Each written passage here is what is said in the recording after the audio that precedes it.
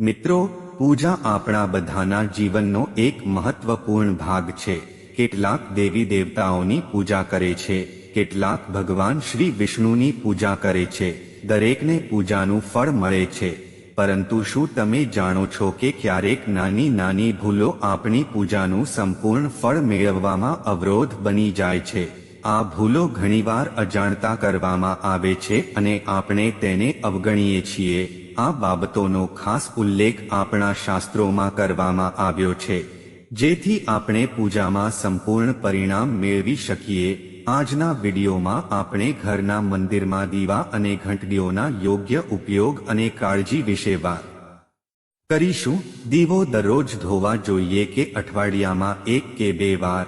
જો તે ધાતુનો દીવો છે તો તેને ક્યારે સાફ કરવો જોઈએ અને કયા પ્રસંગે માટીના દીવાનો ઉપયોગ કરવો જોઈએ, તેમજ મંદિરમાં કયા પ્રકારની ઘંટડીનો ઉપયોગ કરવો જોઈએ અને કેટલી વાર વગાડવી જોઈએ। આ વિડીયોમાં તમને બધા પ્રશ્નોના જવાબ મળશે।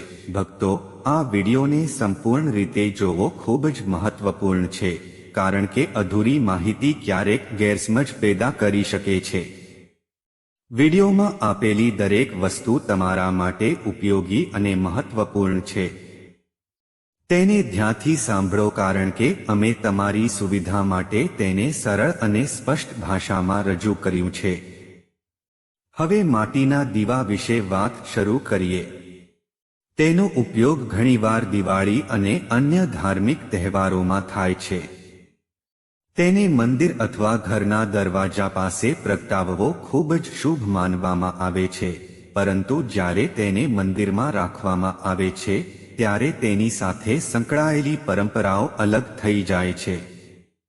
માટીના દીવાને શુભતાનું પ્રતીક માનવામાં આવે છે। તમે તેનો ઉપયોગ તમારા ઘરના મંદિરમાં કરી શકો છો, કારણ કે તેનાથી કોઈ પણ પ્રકારનો વાસ્તુ દોષ થતો નથી। મંદિરમાં તેનો ઉપયોગ કરવાનો નિયમ હોવા છતાં માટીના દીવા પ્રગટાવવા જોઈએ નહીં। ફક્ત એક વાર પ્રગટાવ્યા પછી તેને ફરીથી મંદિરમાં ન રાખવો જોઈએ। દર વખતે નવો માટીનો દીવો વાપરવો શુભ માનવામાં આવે છે। મિત્રો, વિડીયોમાં આગળ અમે તમને જણાવીશું કે મંદિરની ઘંટડી ક્યારે અને કેવી રીતે સાફ કરવી જોઈએ અને કેટલી વાર વગાડવી જોઈએ।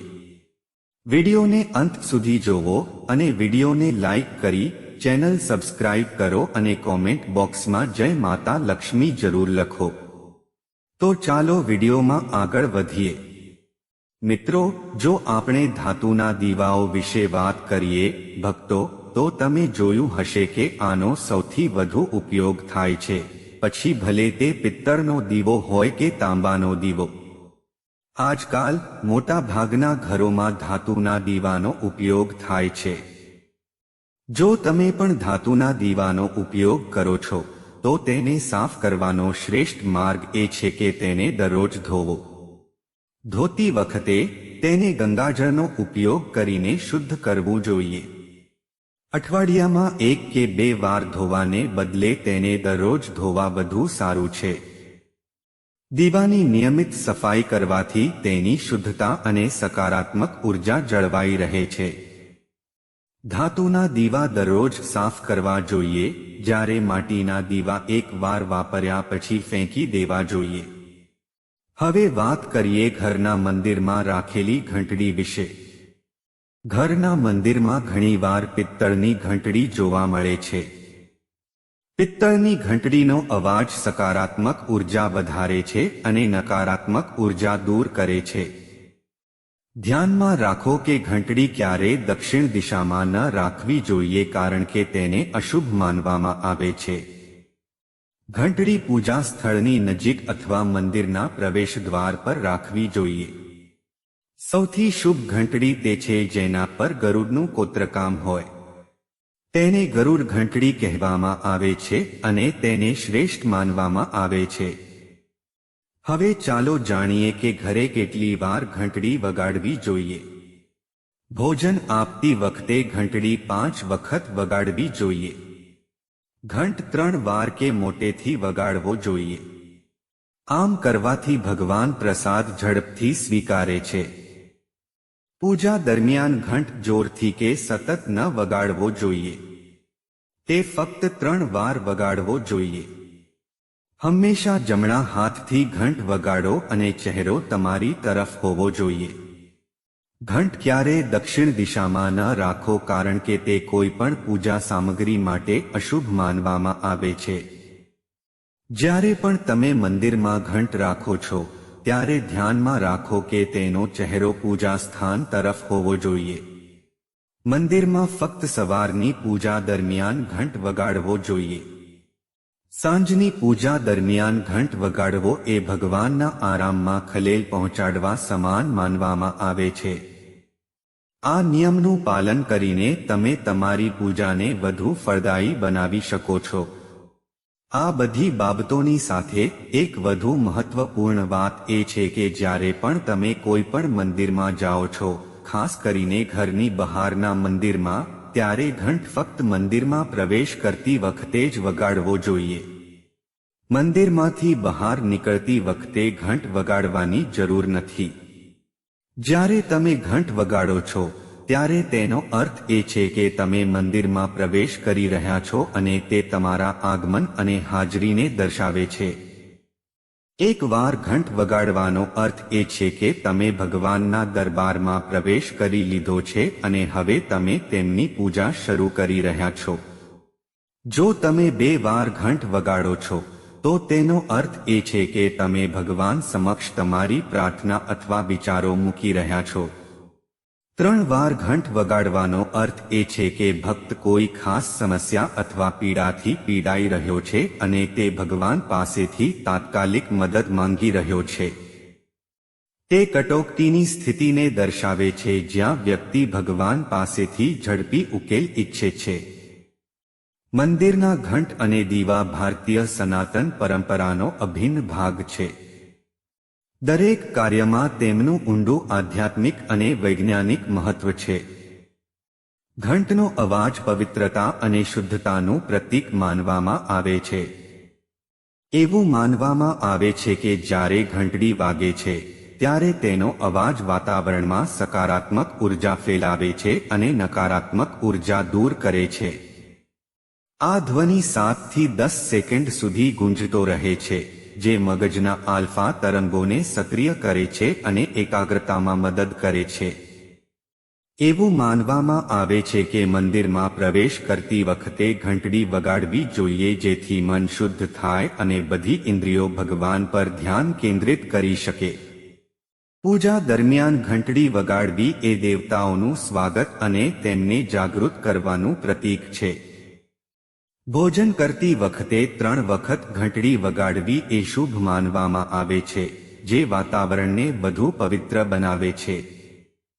પૂજામાં દીવો જ્ઞાન અને પ્રકાશનું પ્રતીક માનવામાં આવે છે. દીવો પ્રગટાવવો એ સંકેત છે કે આપણે અજ્ઞાનતાના અંધકારને દૂર કરીને જ્ઞાનના પ્રકાશ તરફ આગળ વધી રહ્યા છીએ. ગાયના ઘી અથવા તલના તેલથી દીવો પ્રગટાવો. દીવો પ્રગટાવવો શુભ અને શુદ્ધ માનવામાં આવે છે. તે સ્વાસ્થ્ય અને સમૃદ્ધિ લાવે છે. દીવો પ્રગટાવતા પહેલા તેને શુદ્ધ કરવું જરૂરી છે. આ માટે શુદ્ધ ગંગાજળ અથવા હળદર મિશ્રિત પાણીનો ઉપયોગ કરી શકાય છે. દીવો ઉત્તર-પૂર્વ દિશામાં મૂકવો એ સૌથી શુભ માનવામાં આવે છે કારણ કે તે દેવતાઓની દિશા માનવામાં આવે છે. ઘંટડી અને દીવો ફક્ત ધાર્મિક પ્રતીકો જ નથી, પરંતુ તેમની પાછળ છુપાયેલું વિજ્ઞાન આપણા જીવનને ઊંડે સુધી અસર કરે છે. ઘંટડીનો અવાજ મગજના જમણા અને ડાબા ભાગનું સંતુલન સુધારે છે અને મનને સ્થિરતા પ્રદાન કરે છે, જે માનસિક શાંતિ આપે છે. આ અવાજ કાનમાં એક ખાસ પ્રકારનું કંપન ઉત્પન્ન કરે છે જે ધ્યાન કેન્દ્રિત કરવામાં મદદ કરે છે. તે જ સમયે દીવાની જ્યોતમાંથી ઉત્પન્ન થતો પ્રકાશ આપણા શરીરની ઊર્જાને સ્થિર અને સંતુલિત કરે છે.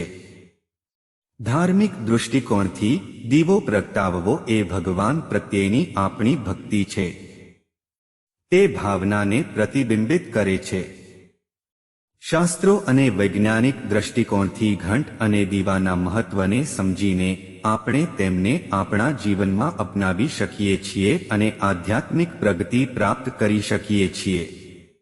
તેનો યોગ્ય ઉપયોગ આપણા આંતરિક અને બાહ્ય વાતાવરણને શુદ્ધ કરે છે અને માનસિક શાંતિ પ્રદાન કરે છે.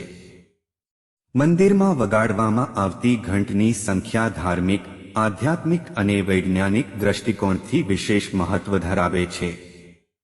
ભારતીય સંસ્કૃતિમાં ઘંટને ફક્ત એક સંગીત વાદ્ય જ નહીં પરંતુ દૈવી ધ્વનિનો સ્ત્રોત અને ભગવાન પ્રત્યેની ભક્તિનું પ્રતીક માનવામાં આવે છે. વગાડવામાં આવતી ઘંટની સંખ્યા અને તેનો હેતુ આપણી પ્રાર્થનાને અસરકારક બનાવે છે, પરંતુ તે વિવિધ પ્રકારની ઉર્જા, માનસિક શાંતિ અને એકાગ્રતા ઉત્પન્ન કરવામાં પણ મદદ કરે છે. જો આપણે એક વાર ઘંટ વગાડીએ છીએ તો તેનો અર્થ એ છે કે આપણે ભગવાનને આમંત્રણ આપી રહ્યા છીએ અને તેમને આપણા આગમનની જાણ કરી રહ્યા છીએ. મંદિરમાં પ્રવેશ કરતી વખતે એક વાર ઘંટ વગાડવો એ દર્શાવે છે કે ભક્ત ભગવાનના ધ્યાનમાં આવી રહ્યો છે. 3 વાર ઘંટ વગાડવો એ દેવતાઓને ભોજન અર્પણ કરીને અને તેમના પ્રત્યે કૃતજ્ઞતા વ્યક્ત કરીને પ્રસન્ન કરવાનું પ્રતીક છે. તેને ત્રિમૂર્તિ બ્રહ્મા, વિષ્ણુ અને મહેશનું આહ્વાન પણ માનવામાં આવે છે. ઘંટ અને દીવાઓનો યોગ્ય ઉપયોગ આપણા જીવનમાં સકારાત્મક ઉર્જા અને આધ્યાત્મિક સમૃદ્ધિ લાવવાનો એક સરળ અને અસરકારક માર્ગ છે. 7 વાર ઘંટ વગાડવો એ 7 લોક, ભૂલોક, ભૂવરલોક, સ્વરલોક વગેરેમાં સકારાત્મક ઉર્જા પ્રસારિત કરવાનું પ્રતીક છે. તે મૂળધારથી સહસ્રાર સુધી આપણા શરીરના 7 ચક્રોને સક્રિય અને સંતુલિત પણ કરે છે. 21 વાર ઘંટ વગાડવો એ બ્રહ્માંડના વિવિધ સ્તરો પર ભગવાન સુધી પ્રાર્થના પહોંચાડવાનું પ્રતીક છે. તેનો ખાસ ઉપયોગ હવન અને ધાર્મિક વિધિઓમાં થાય છે. મંદિરમાં ઘંટ વગાડવો એકાગ્રતા વધે છે અને માનસિક અશાંતિ દૂર થાય છે. એવું માનવામાં આવે છે કે ઘંટડીનો અવાજ વાતાવરણમાં સકારાત્મક ઉર્જા ઉત્પન્ન કરે છે અને નકારાત્મક શક્તિઓને દૂર કરે છે. ઘંટડીનો અવાજ આપણા મનને શુદ્ધ કરે છે અને વિચારો ભગવાન તરફ કેન્દ્રિત થાય છે. ઘંટડીનો અવાજ આપણા આલ્ફા મગજના તરંગોને સક્રિય કરે છે, જે ધ્યાનની ઊંડાઈ વધારે છે. તે યોગ અને ધ્યાનના અભ્યાસમાં મદદરૂપ થાય છે. ઘંટડીના અવાજનું સ્પંદન મગજના બંને ભાગોને સંતુલિત કરે છે, જે મનને સ્થિર અને શુદ્ધ રાખે છે. ઘંટડી વગાડવાથી ભક્તનું મન ભગવાન પ્રત્યે ભક્તિ અને કૃતજ્ઞતાથી ભરાઈ જાય છે. ઘંટડીનો અવાજ 7 થી 10 સેકન્ડ સુધી ગુંજતો રહે છે, જે પર્યાવરણને શુદ્ધ કરે છે. તે હવામાં સકારાત્મક આયનોને વધારે છે, જે પર્યાવરણને તાજું અને શુદ્ધ બનાવે છે. ઘંટડીનો અવાજ શરીરના 7 ચક્રોને સક્રિય કરે છે, જેના કારણે ઉર્જાનો પ્રવાહ સંતુલિત થાય છે. તેનું સ્પંદન કાન દ્વારા મગજ સુધી પહોંચે છે, જે માનસિક શાંતિ અને ધ્યાનને પ્રોત્સાહન આપે છે. તે શરીરમાં રહેલી નકારાત્મક ઉર્જાને દૂર કરે છે અને સ્વાસ્થ્યમાં સુધારો કરે છે. આપણા પ્રાચીન શાસ્ત્રોમાં ઉલ્લેખ કરવામાં આવ્યો છે કે મંદિરમાં ઘંટ વગાડવાથી ભગવાન પ્રત્યેની ભક્તિ દેખાય છે. તે ભગવાનને જાગૃત કરવા અને તેમના આશીર્વાદ મેળવવાનું માધ્યમ છે. ઘંટ પૂજાની શરૂઆત અને અંત દર્શાવે છે. સ્કંદ પુરાણ અને ગરુડ પુરાણમાં લખ્યું છે કે ઘંટ વગાડવાથી ભગવાન પ્રસન્ન થાય છે. તે ભગવાનને આપણી પ્રાર્થનાઓ પહોંચાડવાનું અને તેમના આશીર્વાદ મેળવવાનું માધ્યમ છે અને ભક્તના બધા પાપોનો નાશ થાય છે. દેવતાઓનું સ્વાગત કરવા માટે ઘંટને દેવતાઓને પ્રસન્ન કરવા અને તેમને સ્થિર રાખવાનું માધ્યમ માનવામાં આવ્યું છે. ઘંટ વગાડવો પૂજા અને ધાર્મિક વિધિઓ દરમિયાન સંખ્યા બદલાય છે. સામાન્ય પૂજામાં 1 થી 3 વખત ઘંટ વગાડવો પૂરતો છે, જ્યારે ખાસ ધાર્મિક વિધિઓમાં તે 21 વખત વગાડવામાં આવે છે. ધાર્મિક તહેવારો પર સતત ઘંટ વગાડવો શુભ માનવામાં આવે છે, કારણ કે તે વાતાવરણને ખૂબ જ પવિત્ર બનાવે છે. ઘંટને શુદ્ધ અને સ્વચ્છ રાખવું ફરજિયાત છે, કારણ કે તે પૂજા સામગ્રીનો એક ભાગ છે. સવાર અને સાંજ દરમિયાન ઘંટ વગાડવો સૌથી અસરકારક માનવામાં આવે છે. તેને મંદિરમાં મુખ્ય દેવતાના સ્થાનની નજીક મૂકવો જોઈએ, જેથી તેનો અવાજ સમગ્ર પરિસરમાં ગુંજી શકે. ધ્યાન પ્રેક્ટિસમાં ઘંટનો ઉપયોગ ઊંડી એકાગ્રતા પ્રાપ્ત કરવા માટે થાય છે. તેનો અવાજ મગજના ધ્યાન કેન્દ્રોને સક્રિય કરે છે અને ઊંડા ધ્યાનમાં મદદ કરે છે. આ પ્રક્રિયા ધ્યાનની ગુણવત્તામાં વધારો કરે છે અને આધ્યાત્મિક પ્રગતિમાં મદદ કરે છે. મંદિરમાં ઘંટ વગાડવો એ ફક્ત ધાર્મિક પ્રક્રિયા જ નથી, પરંતુ તે આપણા માનસિક, શારીરિક અને આધ્યાત્મિક સ્વાસ્થ્યને સુધારવાનું એક સાધન છે. ભલે તે એક વાર હોય, 3 વાર હોય કે 21 વાર, ઘંટ વગાડવાનો મુખ્ય હેતુ ભગવાન પ્રત્યેની ભક્તિ, ધ્યાનની ઊંડાઈ અને સકારાત્મક ઉર્જાને પ્રોત્સાહન આપવાનો છે.